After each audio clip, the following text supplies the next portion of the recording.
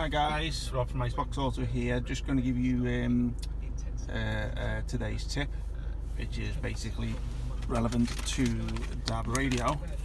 Okay, so this DAB radio here is obviously sold as an optional extra for all our Android systems. The $39.99, and we would go. It's a windscreen type antenna. But at Icebox, we always like to give you the best tips, and we want you to use the systems to its full potential, and like to save you some pounds if we can. So a little tip is, obviously, if you're going for a system with CarPlay or Android Auto built into it, then what you can do is download the DAB app to your phone and it will transfer straight onto the system. So you don't need that antenna I just showed you at the beginning.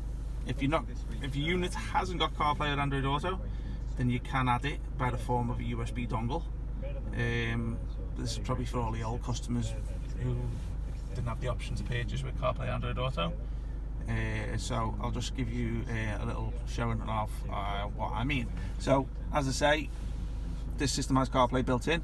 So if I was to basically go into the CarPlay app, you'll see this is my DAB radio, which is straight from my phone, and because CarPlay connects through the Bluetooth stroke Wi-Fi of the phone, then obviously it's an easy connection.